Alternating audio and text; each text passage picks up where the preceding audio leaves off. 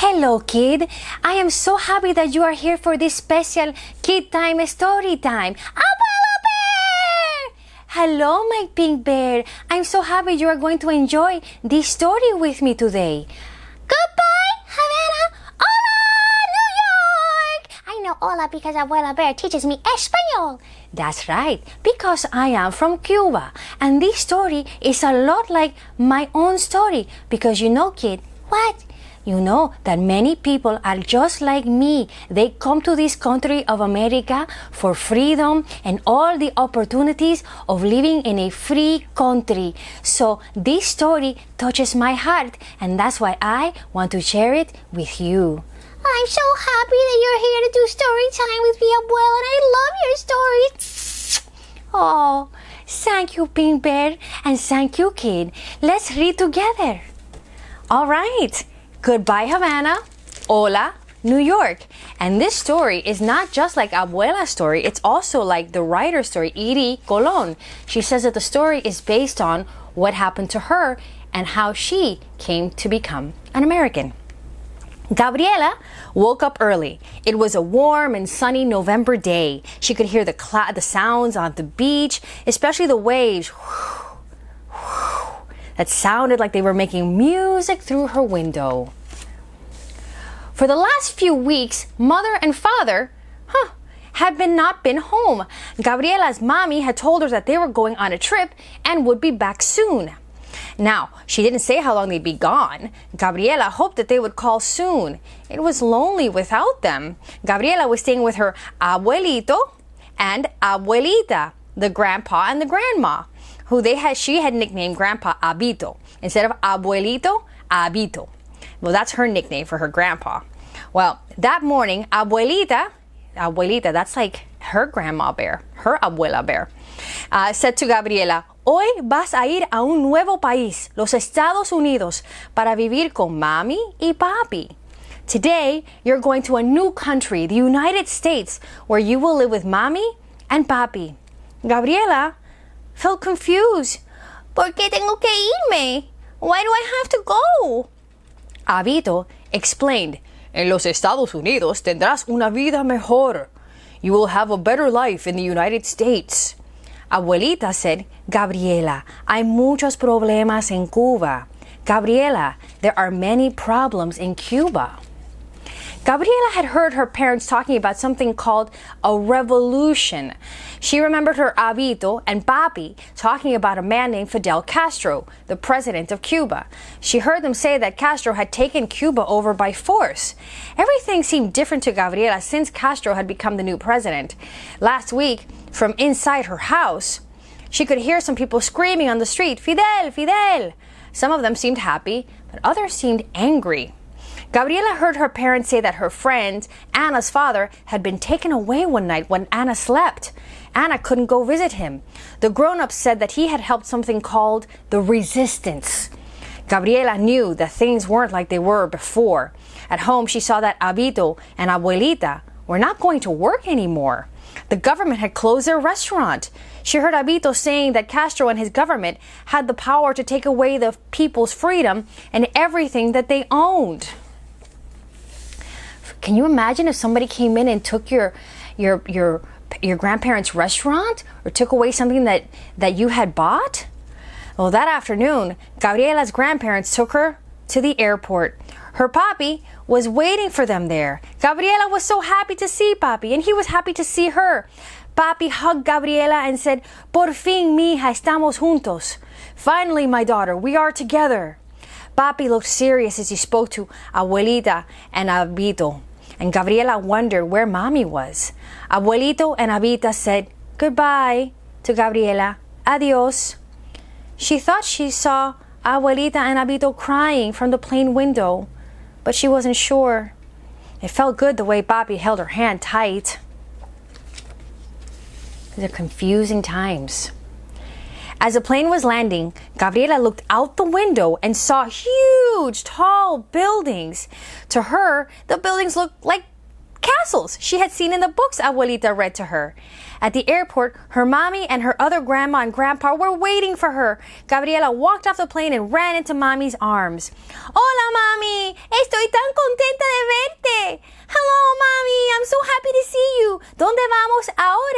where are we going now?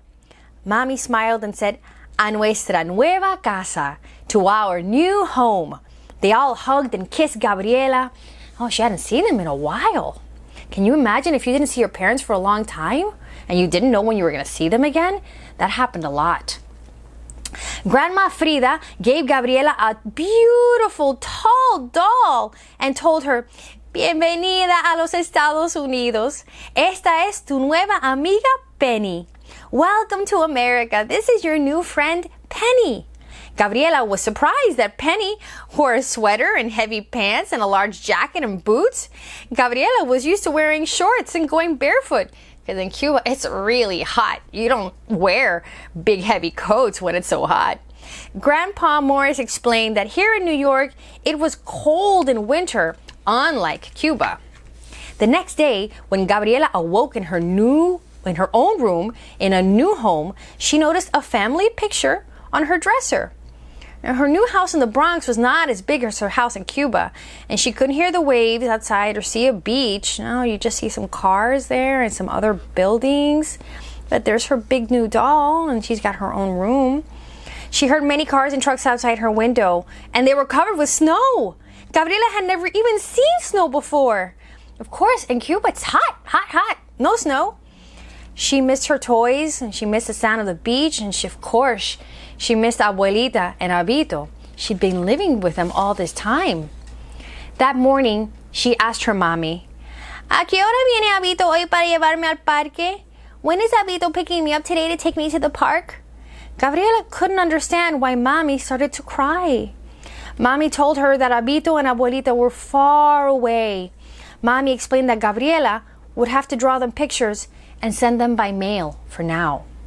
That Saturday night after dinner, Papi explained to Gabriela that she would start a new school the day after tomorrow. She was going to learn how to speak English. How was she going to understand her teacher and all the children? Gabriela wondered. For the first time since she arrived to America, Gabriela felt afraid. Gosh, if I had to go to a new school and not know the language, I might be afraid. You might be afraid. I don't know. Everybody reacts differently.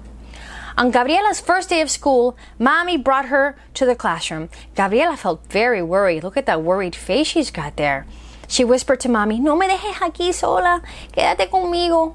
Don't leave me here alone. Stay with me. Mommy held Gabriela's hand and very seriously said to her, La maestra y los niños te ayudarán.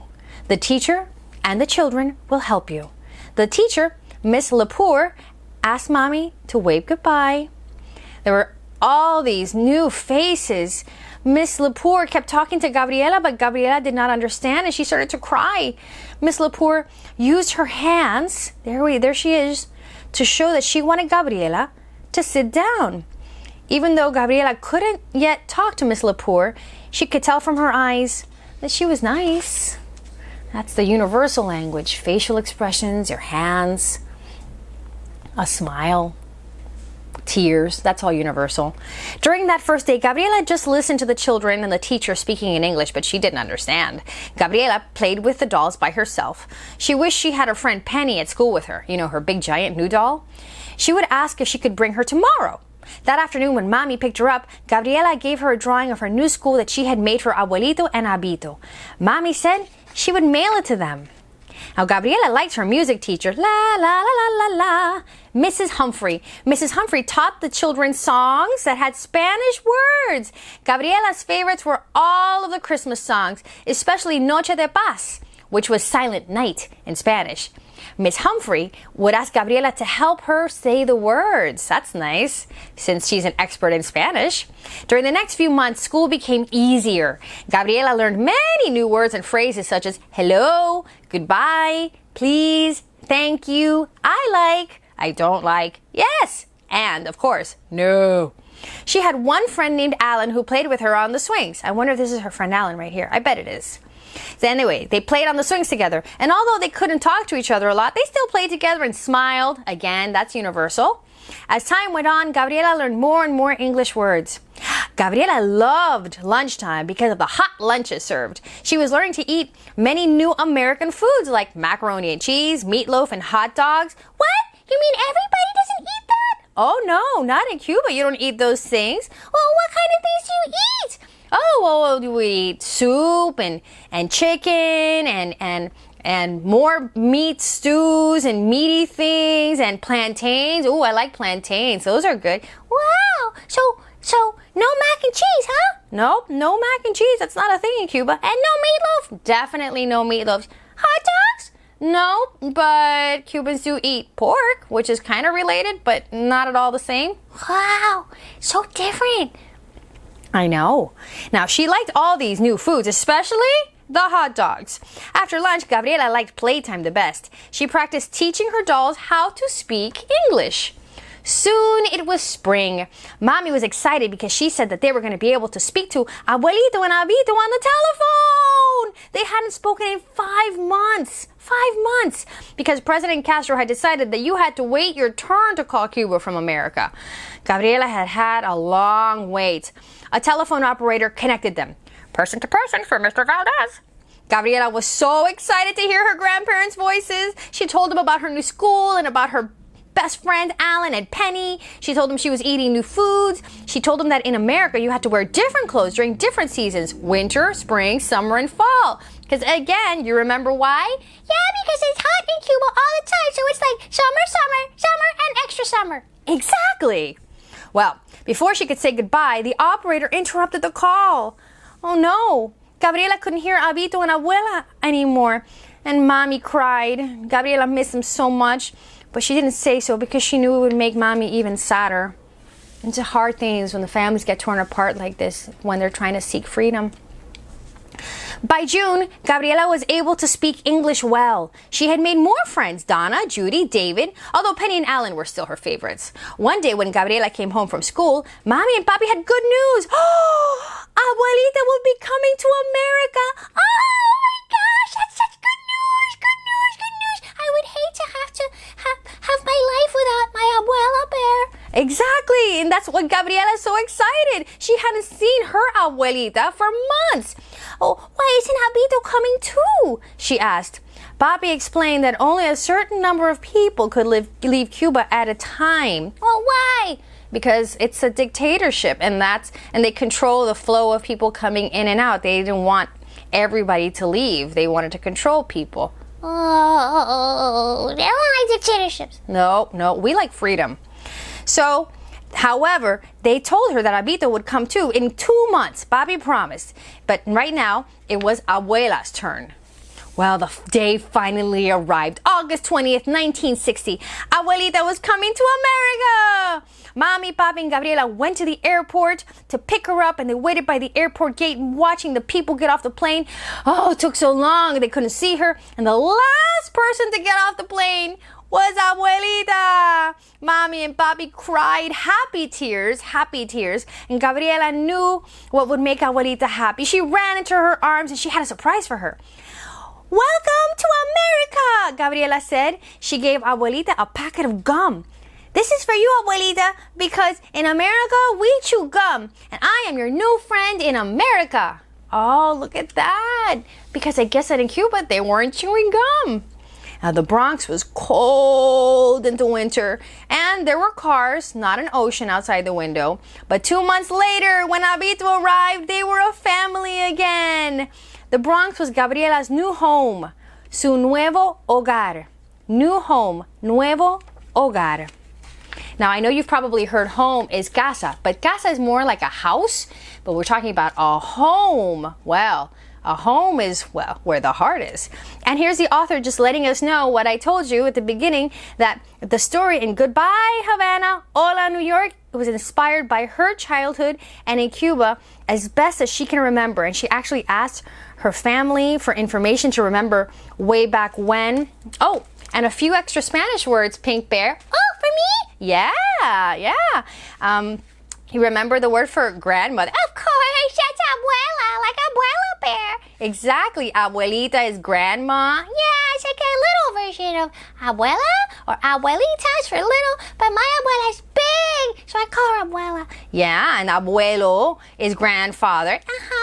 And amiga, oh, that's a friend, it's a girl. So what's a friend that's a boy? Amigo.